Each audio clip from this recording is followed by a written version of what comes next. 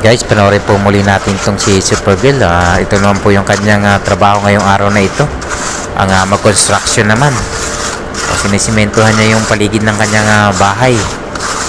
Ayan, tingnan nyo guys. So, trabahong lalaki po ito. Pero kayang-kaya po ito ni Supergirl. Maning-manila po sa kanya yan. Alam na alam niya po yung kanyang gagawin dyan. No?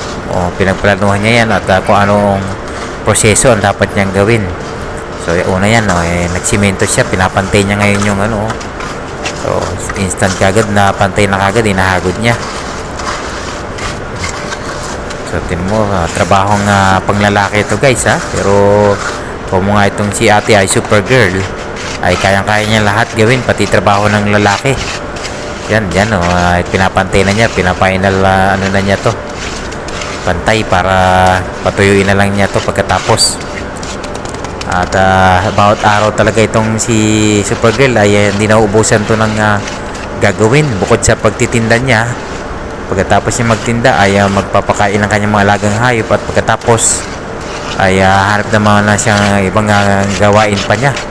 Tulad nito guys, naisingit pa niya itong pagpo-flooring o pagsisimento ng kanyang gilid ng bahay niya. Talagang kakaiba ito talagang si Supergirl. Wala itong pahinga siguro. Dapat to bigyan to ng bakasyon so sobrang sipag nito.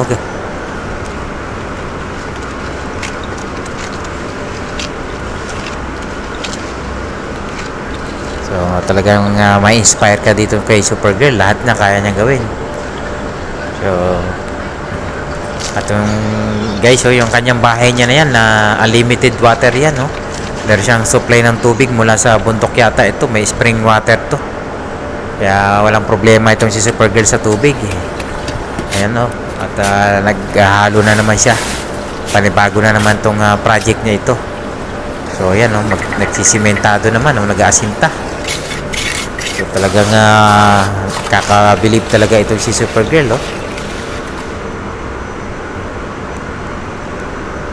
At the other day naman, ito kinabukasan ay ano naman kaya itong gagawin naman ni Supergirl ngayon.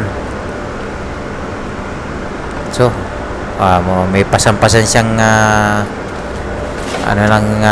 mais yata ito na nakati pa. Tinuwag, meron na siyang alagang kalabaw ngayon guys. Pati pag-aalaga ng kalabaw, pinasok na itong si Supergirl.